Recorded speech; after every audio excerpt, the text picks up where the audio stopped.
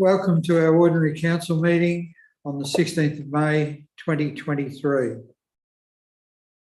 As the meeting chair, I give my consent for this ordinary council meeting to be streamed live, recorded and published online. Anyone who is invited to read out a question or make a submission will be recorded, and their voice, image and comment will form part of the live stream and recording. The chair and/or the CEO have the discretion and authority at any time to direct the termination or interruption of live streaming. Such direction will only be given in exceptional circumstances where deemed appropriate. That may include where the content of debate is considered misleading, defamatory, or potentially inappropriate to be published.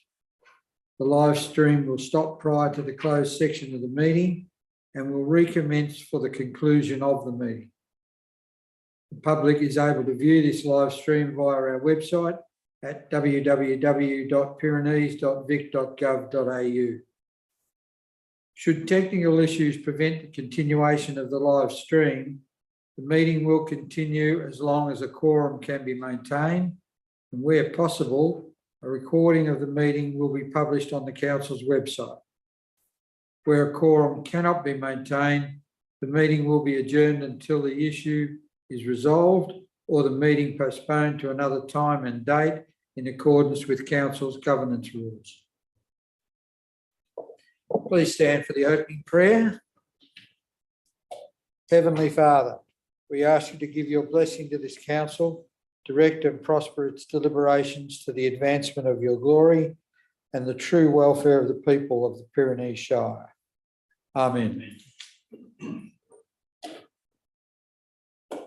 We acknowledge the people past and present of the Wadawurrung, Jar Jar Wurrung, Eastern Maar and Watchabollock tribes whose lands form the Pyrenees Shire. We pay our respects to the customs, traditions and stewardship of the land by the elders and people of these tribes on whose land we meet today. Seeing as we're all present, there are no apologies. Are there any notice of disclosure of interest by councillors or officers? None, thank you. Confirmation of minutes from the ordinary meeting of council held on the 18th of April 2023 and the closed meeting of council held on the 18th of April 2023, as previously circulated to councillors, be confirmed. Moved, Councillor Vance, seconded Councillor Keogh. All those in favour? Carried. Is there any business arising? No, thank you. Members of the community are encouraged to participate in public ordinary council meetings by asking questions or presenting a submission. This can be done by attending in person or by submitting in writing prior to 12 noon on the day of the meeting, online through council's website, by mail or hand delivered. The question or submission is submitted in writing. This will be read by the chair during public participation, stating the person's name and township. Question time will be held first, followed by public submissions. 30 minutes is allowed for the total period of public participation. Time extensions may be allowed at the discretion of the chair, subject to the provision of the governance rules. A person may ask a maximum of 2 questions at any one meeting. The chair will allocate a maximum of 5 minutes to each person who wishes to address council or ask questions. The chair, councillor or council officer to whom the question is referred may immediately answer the question or take the question on notice for answering at a later date. There will be no discussion or debate with public attendees. However, councillors may ask questions of the attendee for clarification. Is there anyone in the gallery who'd like to ask a question or make a submission? Trevor, please step to the microphone and say your name and address. Trevor, thank you, Mr. Mayor. I've just got one question. I read in the local paper last Friday an article from Councillor Clark talking about the improved funding for roads. And I was just wondering how the council was going with all the incredible amount of funding they've been waiting for. Thank you, Trevor. I'm happy to respond. You're happy to respond? Yeah. Mr. Nolan? Thanks, Mr. Mayor. Thanks, Mr. Davey, for this really important question. Roads and road expenditure is one of the most expensive services that we provide, as you're very well aware. Heavily reliant on external funding to support that activity. Councillor Clark's column on last Friday referred to the Local Road and Community Infrastructure Fund, which was announced by the state government, the Commonwealth Government in recent times. It comprises two elements.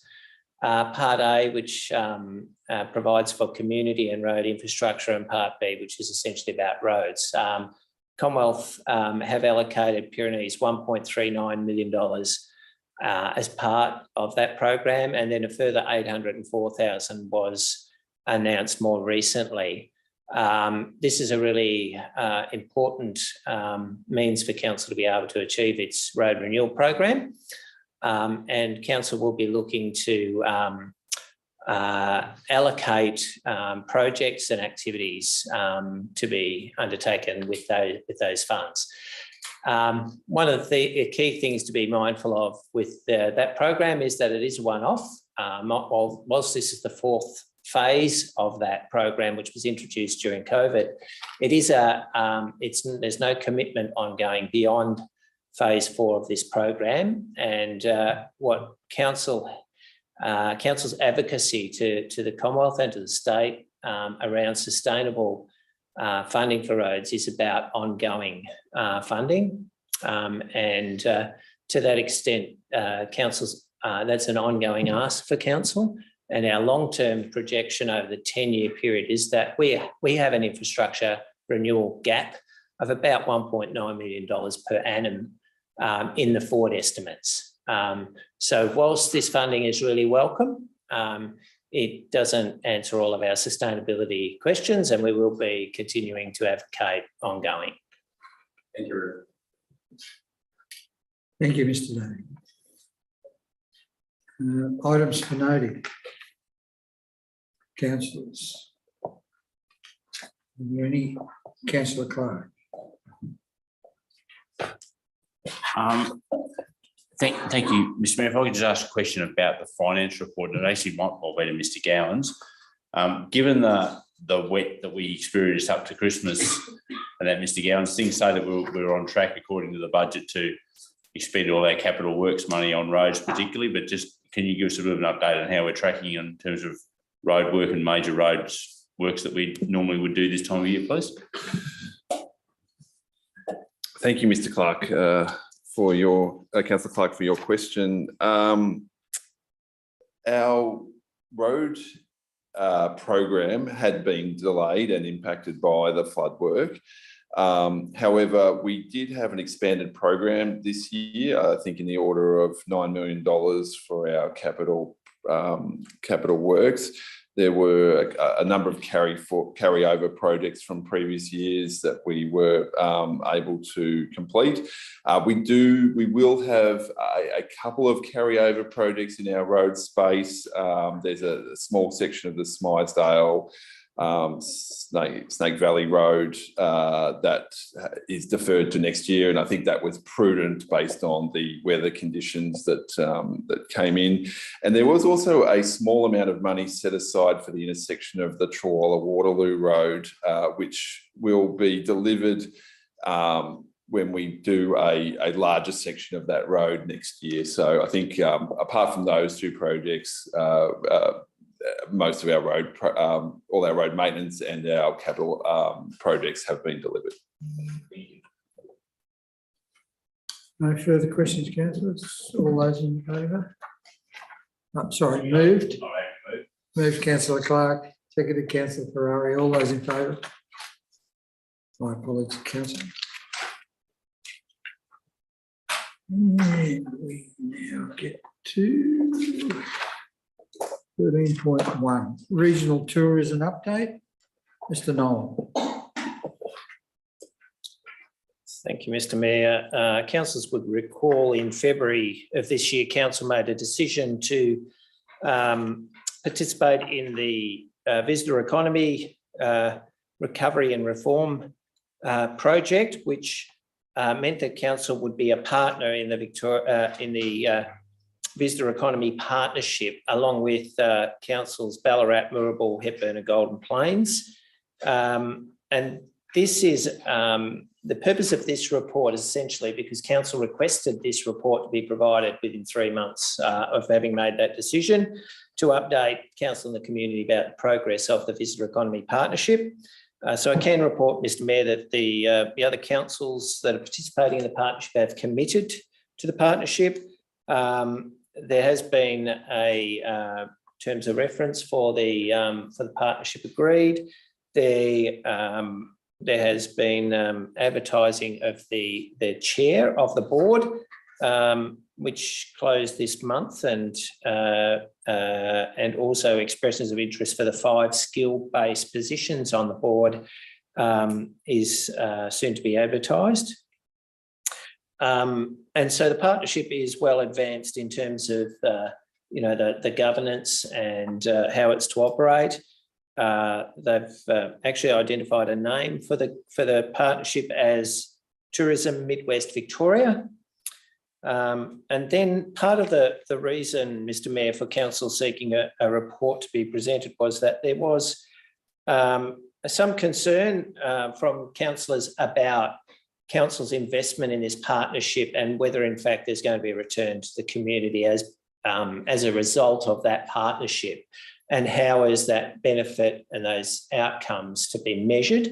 Mr Mayor, at this point in time, those measures have not been identified, but Council has a position on the board and the ability to be able to have input into those measures. I can also report that that there has been some effort at in respect of the committee that has been used to workshop to this point, that there has been some work done to move towards that. But at this point in time, we don't have the measures. Mr Davies presented a report to a council briefing a week ago, which sort of outlines some of the direction that the group is heading and some of the benefits associated with being a member of that group. And as you're aware, it's a $40,000 investment by Pyrenees Shire. So it's a substantial investment in our tourism industry within the Pyrenees, and an investment in attracting visitation to our region and growing our visitor economy. So, Mr Mayor, given that the board has not yet been formalised and that the board will not commence till the 1st of July, I'm not able to sort of give you any further information around those measures, but to suggest that and to recommend that apart from noting this report, the council receives a further report later in October where there's been some more work done to advance that. Thank you, Mr Nolan. Councillors, we have a recommendation. Moved Councillor Ferrari, seconded Councillor Vance. Councillor Ferrari. Thank you, Mr Mayor. I was actually one of those councillors that raised the question about the measurable or the ability to measure the success of the money that we outlaid. But I know that it's only in its infancy, this group, so no doubt further down the track and perhaps in October we'll get some better evidence of that. And I was pleased to hear an update from the Pyrenees Manager Economic Development and Tourism about the direction they're going, what they're taking into consideration, and one of those things certainly is the ability, the discussions about the ability to measure the effectiveness to the people concerned that are party to this group. So I'm happy that it's going in the right direction. Thank you. Thank you, Councillor. Any other councillor? All those in favour? Carried. Road register inclusion. Mr Gowans. Thank you, Mr Mayor. The purpose of this report is for council to consider the inclusion of a road that's just east of Avoca off Redpath Road, identified in this report, on its register of public roads.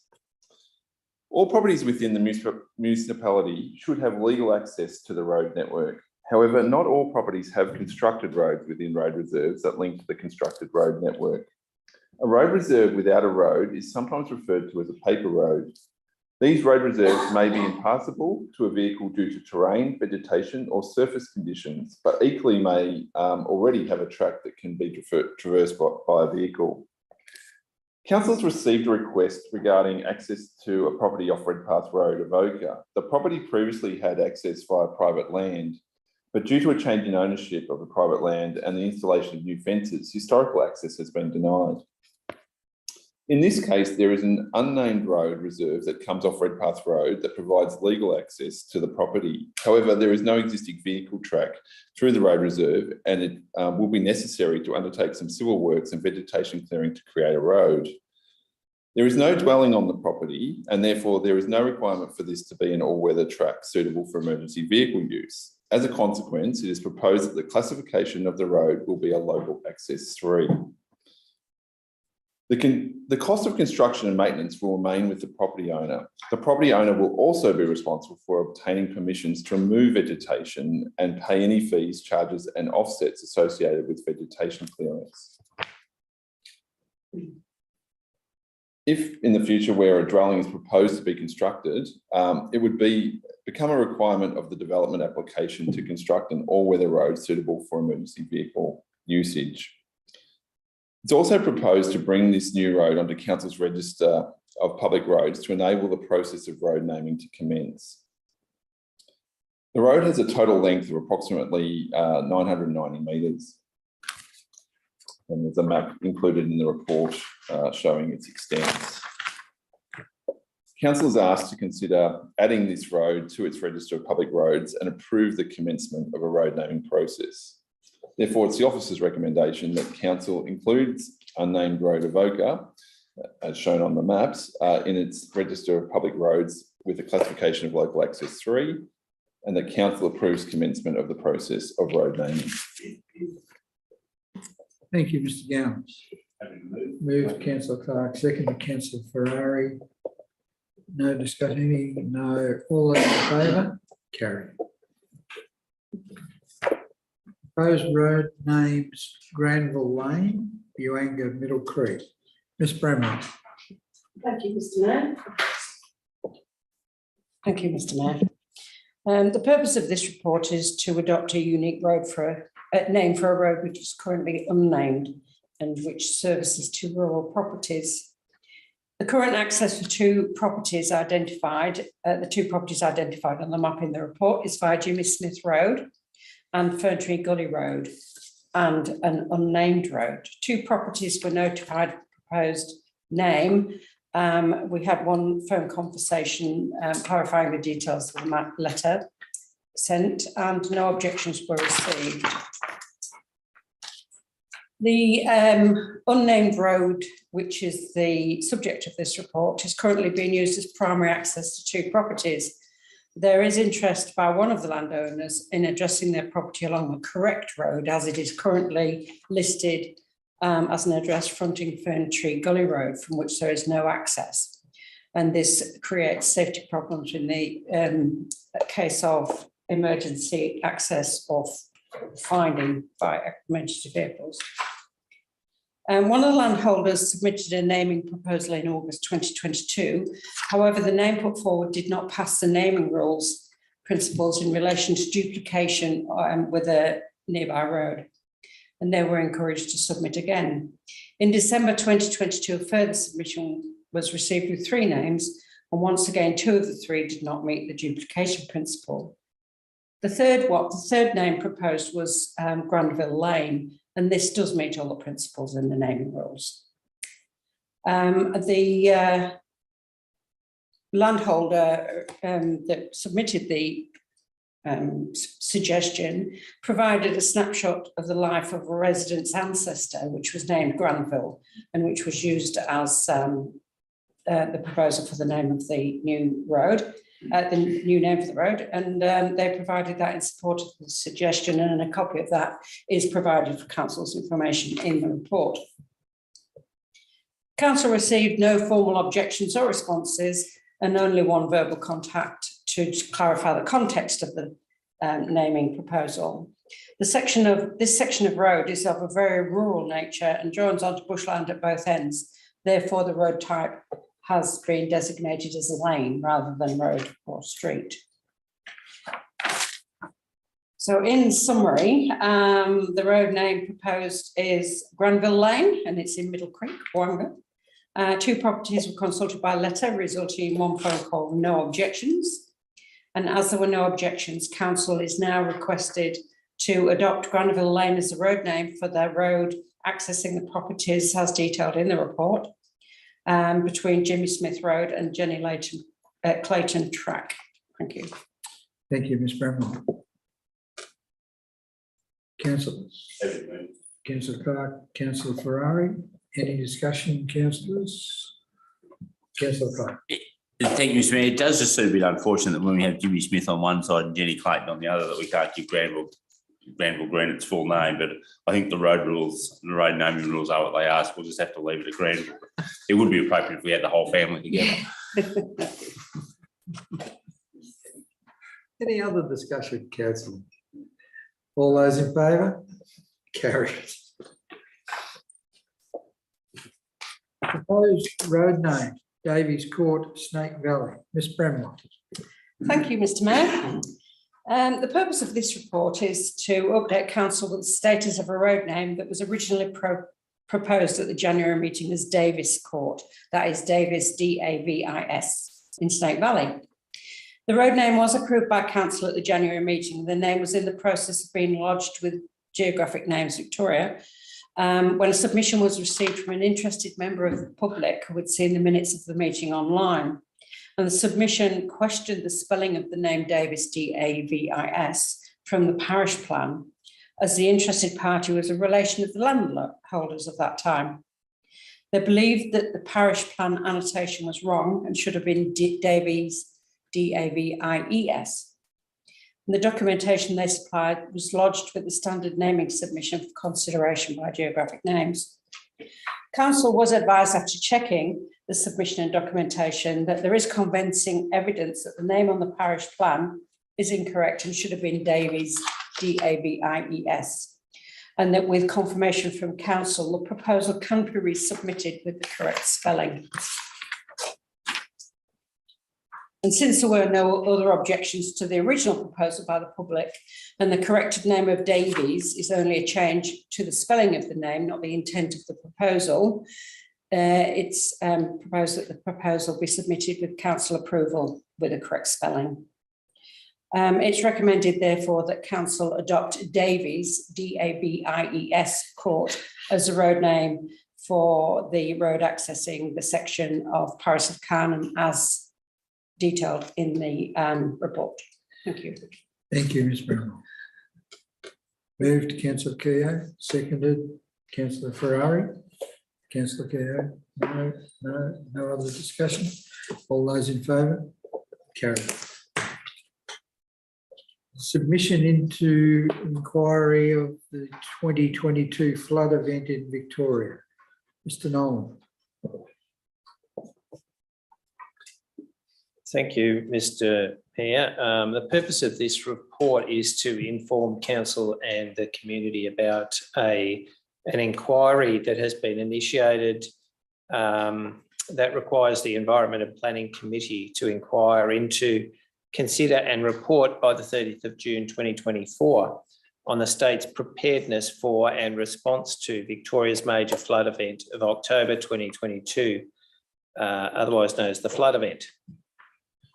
So the committee is calling on and inviting submissions. Obviously, Pyrenees was significantly impacted in this event, and there is an opportunity for council to raise through this process any concerns, observations, and issues as a result of that flood event.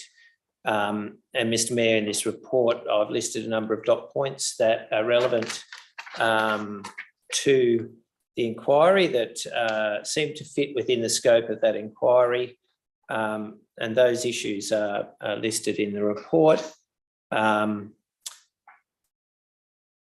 I guess I could just mention a couple of those. Certainly the fact that Pyrenees geographical area, and it has unique characteristics which makes Pyrenees somewhat more susceptible to flood and storm impacts as a result of being the upper catchment of several river streams, and with little warning, and the need to actually respond quickly without notice in the event of such as what we had in October 2022, which makes our community somewhat more vulnerable. We also don't have a presence of SES in our shire. We're reliant on council and other measures to be in place to respond appropriately. We did have support from the SES from adjoining shires during the event, which was very welcome, but we don't actually have our own SES within the shire. And when there is a widespread event that covers multiple shires, it's more challenging for the SES to be able to get around where all the demand is. There were also some challenges around communication from a control agency perspective, and the fact that the ICC was located in different locations depending on the nature of the event. Access to expertise and support during the response phase and also in recovery, the management of communication and messaging, the transition from response to recovery was a challenge for council, given some of the need to communicate information about the impact, which wasn't able to be done in a smooth way because the event was so widespread across the state and the limited resources available. Understanding the impact and secondary impact assessment capability, the financial cost of the damage to the public infrastructure, the adequacy of infrastructure and systems to protect community and assets, documentation and record keeping of assets and impacts and evidence to support claims funding is also a matter that would be appropriate for council to comment on. The administration costs associated with financial claims, building resilience in community mitigation work, and what that looks like in Pyrenees, and the whole relief and recovery effort are just really some of the issues that are relevant to this inquiry and worthy of mentioning in a submission. So, Mr. Mayor, it's recommended that council notes the terms of reference for the inquiry and that council makes a submission. Thank you, Mr. Nolan. Councillors, we have a recommendation.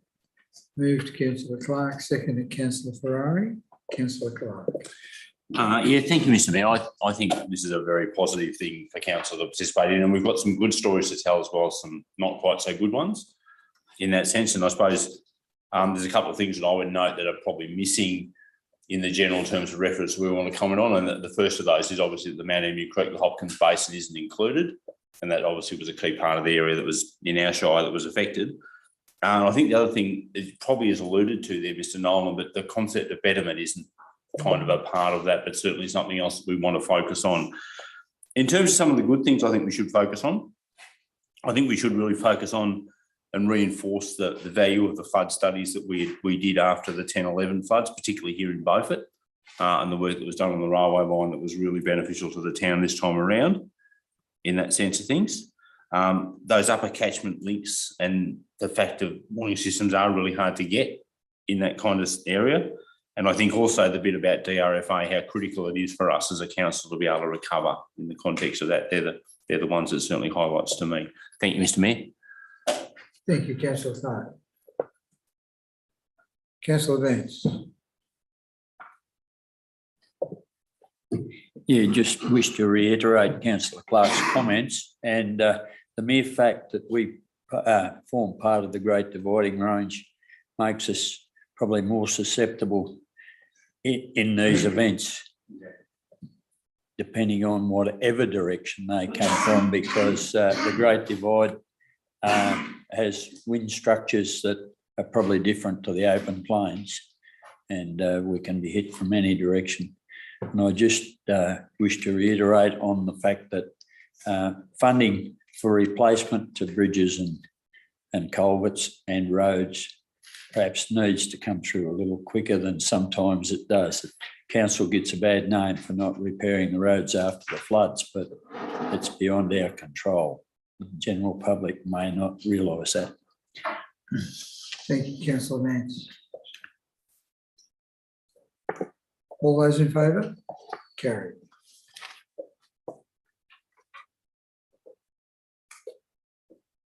Council reports and general business. Councillor Clark. Thank you, Mr. Mayor. So just to run through April, I suppose a number of my broader matters with MAB that apply to Pyrenees. I attended the meeting on school crossing supervisors in that sense of things, and that was a very interesting one. We only have 2 school crossing supervisors in Pyrenees, but of course a number of other councils have 100 or more. In that sense, it's supposed to be a 50-50 partnership split between us and the state. But the last time it was a 50-50 split was probably back in 2016, and we did get a little increase this last year, but it's certainly not a 50-50 at the moment. So there's a bit of work for us to do there.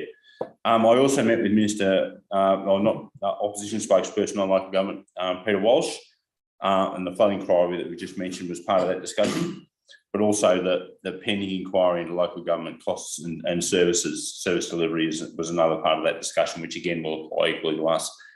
And finally, met with Minister Kilkenny on planning matters, and that's an ongoing issue in the sector in terms of planning reform from the state.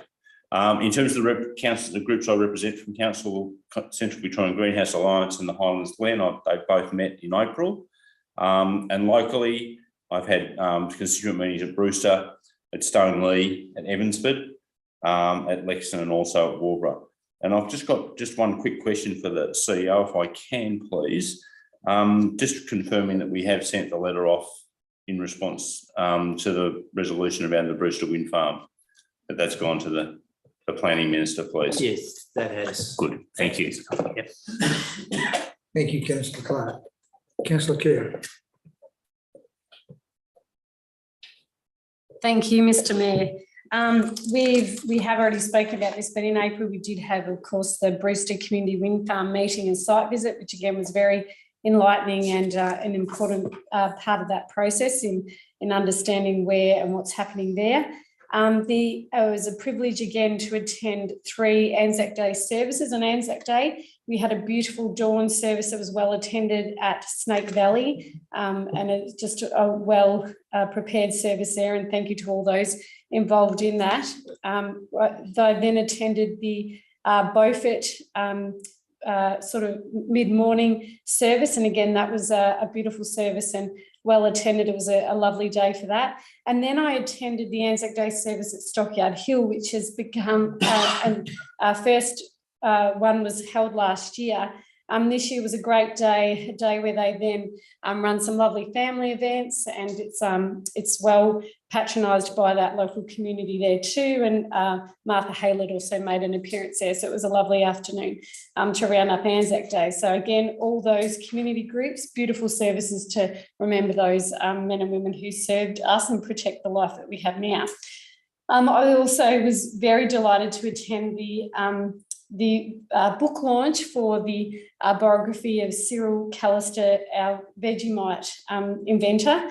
So that was incredible to meet the family, and there were some beautiful characters that attended that day as well. So just a beautiful event, well organised, and highly entertaining to hear those beautiful stories and anecdotes about a family that has feels a great deep connection here too. So a lovely day.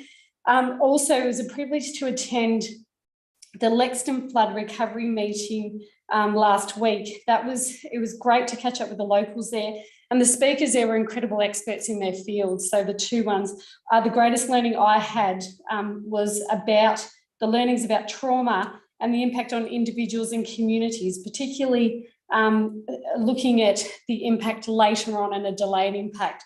But that was, and the psychological impact, not only from the financial, physical impacts, but that psychological. But I've been given really practical ways and great ways to move towards recovery of those communities and getting individuals in contact where they need to go. So a huge thank you to all those council officers, but all those other experts that were part of that.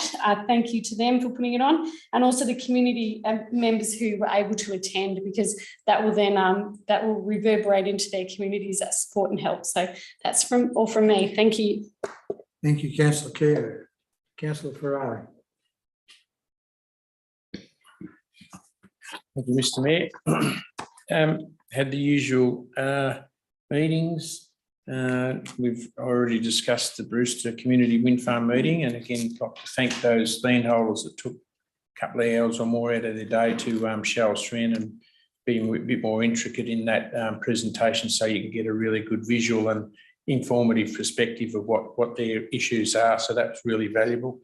Again, I also attended the Anzac Day ceremonies, and I was pleased to see pleased to see everyone there, but I was pleased to see a lot of younger people getting involved in that Anzac ceremonies and that spirit, which is really good, because they're going to carry those ceremonies on for many years to come. And the secondary school students actually participated in the ceremony at Beaufort, and they read out the poem of In Flanders Field. So they actually participated in the ceremony, which I thought was really, really great.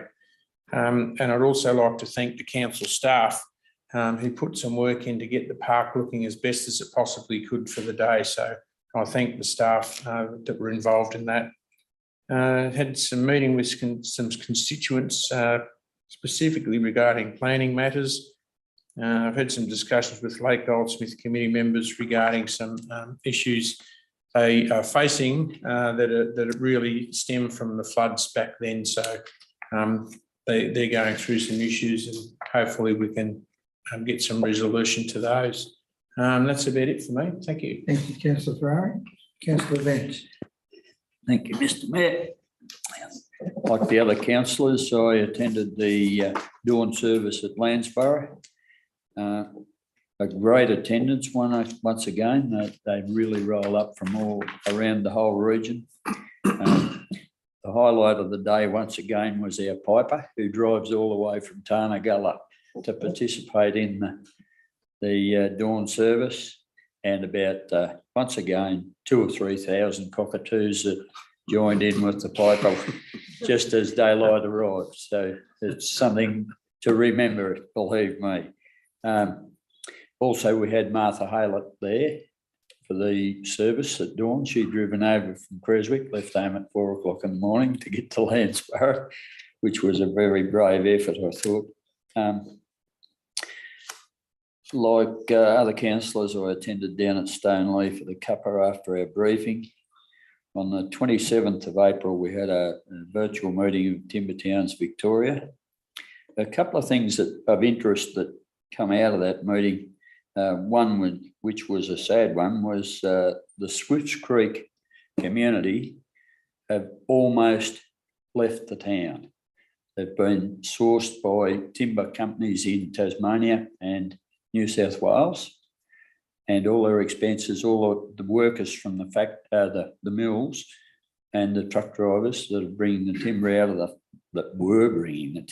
the now closed forests, have moved on for employ elsewhere, and Swift Creek is now a ghost town. Sad, but true.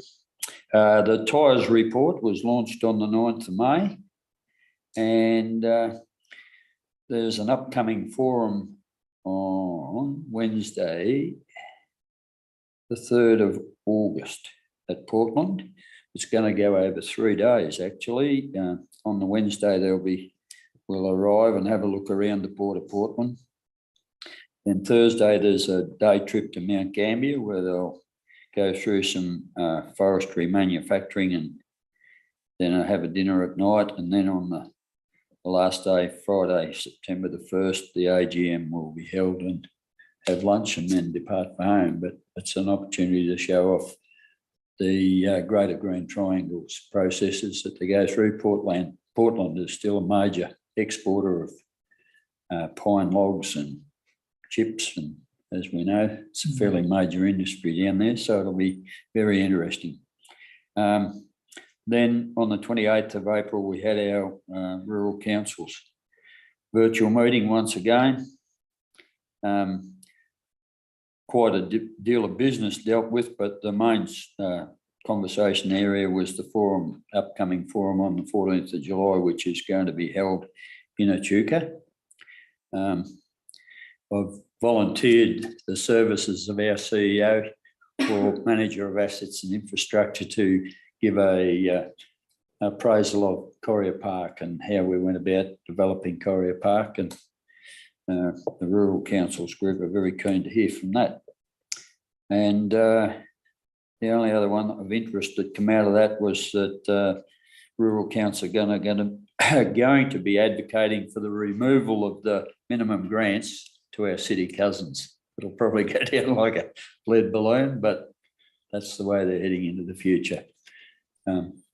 As we are aware, the minimum grant goes to all councils in Victoria, but the minimum grant, I think, is based on population. Correct me if I'm wrong, Councillor Clark, but certainly the city cousins receive a lot more money than the smaller rural. So they get a minimum of 20% of something, but it's about like a major metro would get about half what we get. Yeah, okay. In dollar numbers. Anyway. The rural cousins are struggling to survive, so that's going to be put forward. That's my lot. Thank you, Mr. Mayor. Thank you, Councillor Vance. I attended the Brewster Wind Farm meeting on site, and like Councillor Ferrari mentioned, I want to thank those farmers and locals that showed us around and gave us an understanding of what they think is going on. And I think it's important sometimes to be on site. It gives us a much better understanding.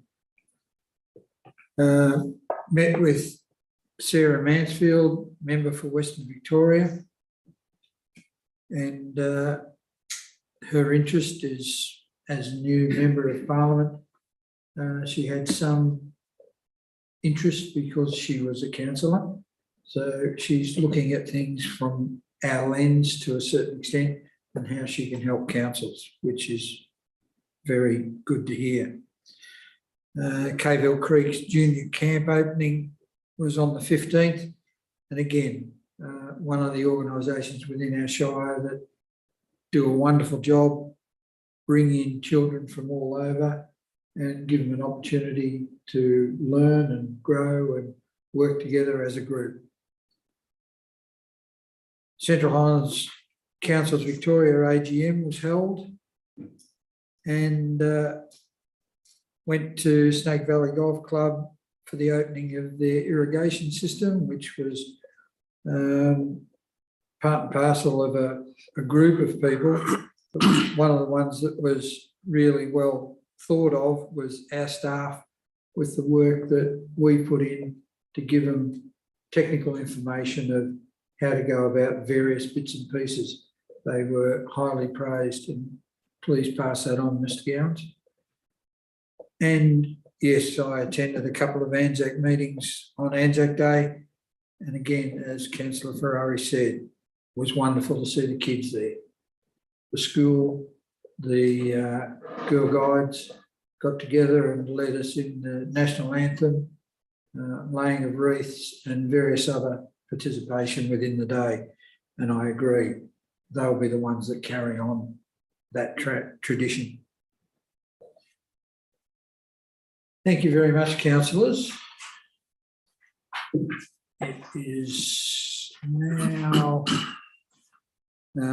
we have a motion to a recommendation for the closure of the meeting to the public pursuant to provisions of section 4.1.1C of Council's Governance Rules and section 66 of the Local Government Act 2020. The meeting be closed to the public in order to consider confidential items. After the confidential items have been discussed, the meeting will be opened again for the final closure. Moved councillor Bennett, seconded councillor Ferrari. All those in favour? Carried. Thank you very much. I'll move this. Thank you very much, Exit Mr. stage Davis. left, I think it's called. Trev. Thanks, Trev. With me. Quarter to 7. Keep it rolling. Mr. Mayor, we are rolling. Oh, all right. We're not quite